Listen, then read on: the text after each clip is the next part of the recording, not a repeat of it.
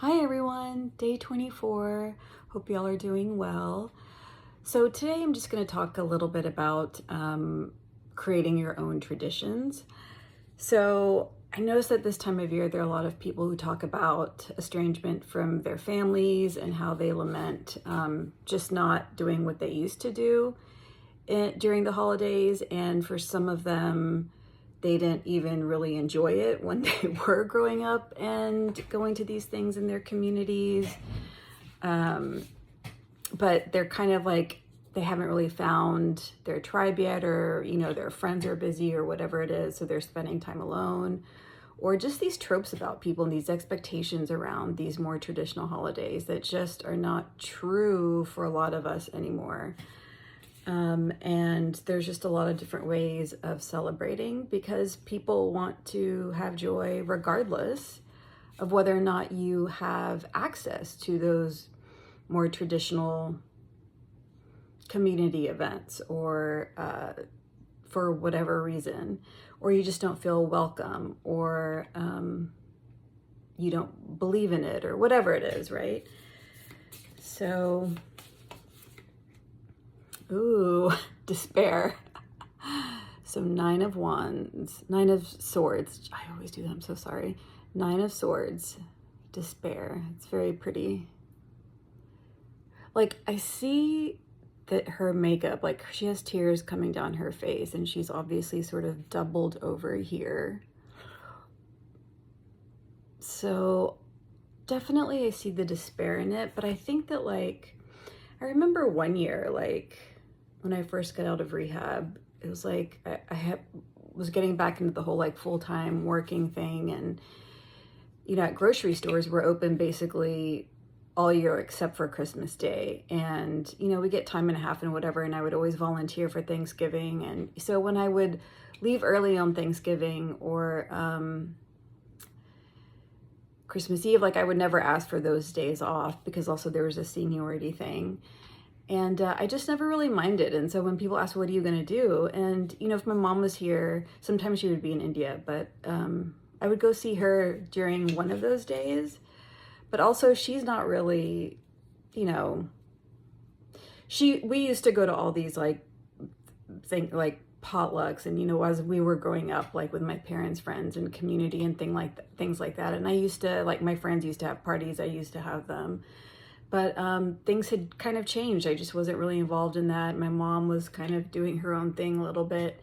So I would go see her, but I remember my boss asked me, she was like, well, so what are you going to do? And I was like, I'm going to wash my clothes, and I don't know, am I supposed to be doing something? And I would buy like stuffing because I was like in college, I would go to my best friend's house because they were like a white family from small town Texas. And so her parents would like, they drank and smoked in the garage, which was always awesome for me. They were hilarious, and they kind of reminded me of my own parents, I guess, except for the drinking and smoking. But just like, my best friend had a younger sister, it was just like very familiar for me. So I would go over there and spend the day with them like almost every year for almost entire college and a few years after that. And they were always very welcoming. And so like and I would come back and like go to cookie exchanges and whatever else. But like after I got out of rehab, I didn't really have that. And a lot of my close friends were either from work or, yeah, so, and I just didn't really have a lot of money, like, yeah. So, yeah, so my boss would ask me, like, what are you gonna do? And I would say, like, the whole washing clothes, and like, I don't know, I would get like a turkey and stuffing thing from like the prepackaged stuff, whatever was left over, like, and then, at the time that I left work, I worked at a grocery store, so they always had that stuff.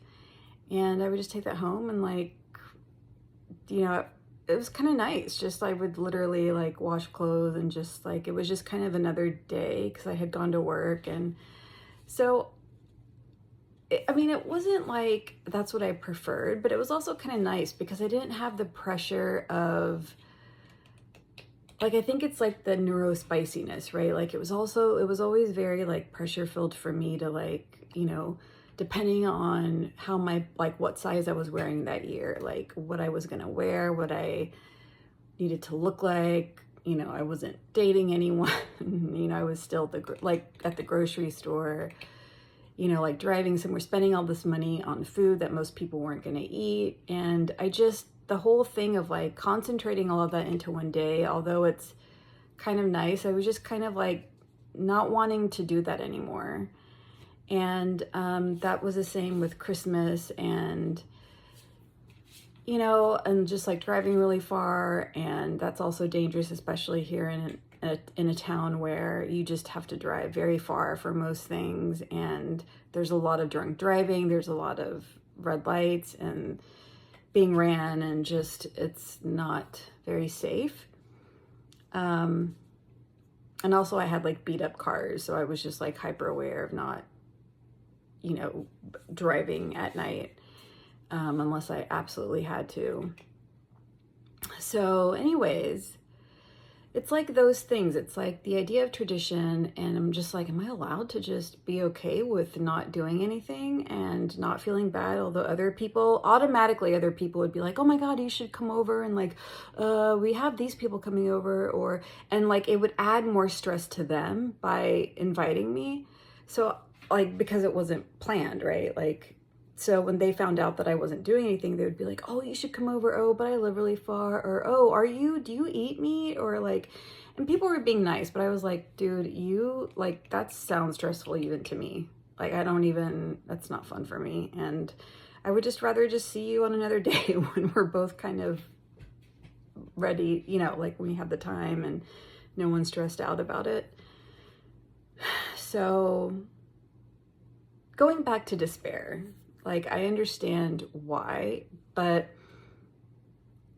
I guess I don't really have that despair. I mean, what I want to do in the future for sure is like make dinner and stuff for people on more of like the Hindu holidays. There's like, I would say my impression is that there are certain ways of doing it. There are certain ways of celebrating them. That's correct. And I don't feel like I've done a lot of correct things in my life. So I'm just like, I should just own it and celebrate what parts of the holiday I want to with the friends that I want to. And hopefully they're able to come and just not be stressed about it. Like, have it actually be a highlight of the year. And yeah, like, I don't think there should be all these like rules that make people feel bad if they're not included. So yeah, so like tomorrow's Christmas here. And it's like, I mean, like I had some friends invite me over to midnight mass, which I love doing things like that, but it's really far and I don't want to drive. But besides that, like, I'm just gonna like, me and my mom, I'm gonna make something. And I did that for Thanksgiving. I made me and my mom something and made it kind of fancy. And yeah, it was really nice. And she really liked it, which made me happy. So anyways, the light's getting dimmer. So it doesn't have to be despair, but I understand why. But I think that once you let go of allowing someone else making you feel bad because you're not celebrating in the way that they want you to, or that they feel compelled to do, but you have the freedom now to be like, I'm just gonna, go for a walk, maybe have some stuffing, watch some movies, and come to work tomorrow morning at 5 a.m. Working at a grocery store, you have all kinds of craziness, crazy hours. So the next card is the Two of Keys. So these are the wands. Two of Wands, discovery. And that's exactly it. So from despair to discovery, it's, you're kind of like opening yourself up to the love of where you feel like you belong and celebrating those parts. And I think that that's what I want to do. Like, some of my close friends know are mostly from who I met in rehab and Whole Foods. So they know everything about me pretty much. And they don't really, like, a couple of them are religious, like Catholics, but they don't really have any like strong-headed ideas on, you know, how I should be celebrating this or that, or if I'm Indian enough or Hindu enough or whatever it is. They just, you know, I know that they care about me and I care about them. So it's like that discovery. It's like, why wouldn't I want to celebrate some, you know, in a way that's important to me? So like whether it's Deepavali or Navratri or something, or some other like random Tamil Hindu holiday, which I like, and have like make something for them or bring them gifts or things like that. Like I can totally do that. And so I think that's that discovery, is just like, just because someone else like calls me a single cat lady or looks at me with pity because I don't have like children or anyone to cook for, it's like I'm still not, I mean, that's it, like it doesn't make me feel bad anymore. Yeah, I kind of like am really embracing it, and I have been for years. I mean, not to say that there haven't been years when I was just like exhausted, and the holidays, like it wasn't exclusive to the holidays that I would feel down. It would just be like, oh, okay, here's another Christmas that I haven't gotten a, you know, a present from a partner, you know, things like that. It's kind of like, God, I really wish. That kind of thing.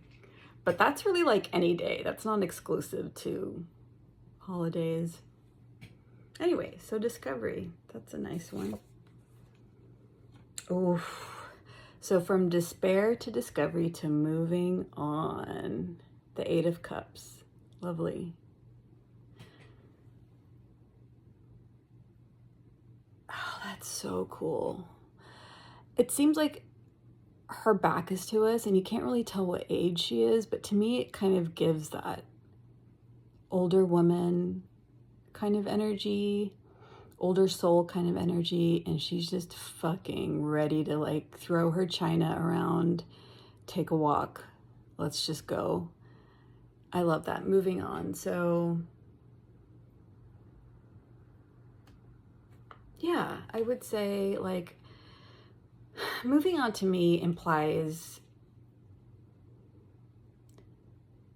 I guess it doesn't have to be something negative, but it's kind of the same to me as that sense of discovery.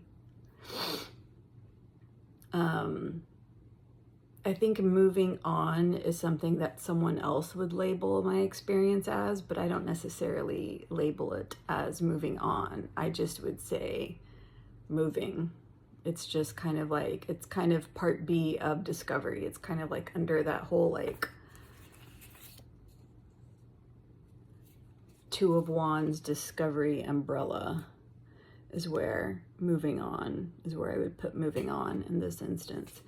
So, but I just like the idea of moving, like, let's go, like, let's just see what happens. And the worst of it is that, okay, I'm not like, I don't know my Sanskrit mantras and I don't know exactly what the holiday means, or I don't dress up in sari. I don't do what my mom or my grandmother or my aunt or my friends' moms, you know, I don't have that knowledge. I just, you know, it's not to say I can't learn it, but it's just, I can't wait for all of that. I can't wait to learn the entire Vedic canon to celebrate that part of who I am. Like, that's just a ridiculous expectation for myself. Or like go to the temple and like really like try to find some meaning in all the Sanskrit mantras, which I find meaningful, but that's not the only way to do it. So I would just say, just moving, just like, and there's no regret in doing that, because it's like I'm doing it out of caring for myself and other people and taking ownership of my experience, which I think is a good thing, which I think the gods compel us to do, especially in such a time of change.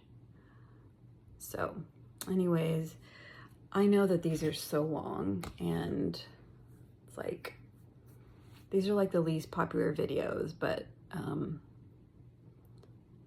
anyways, I appreciate you guys being here, and tomorrow's the last day, and I've been thinking about different ways I'm going to be doing this last card pull. So anyways, I hope y'all are doing well. Merry and happy, all the things, and I will talk to y'all soon.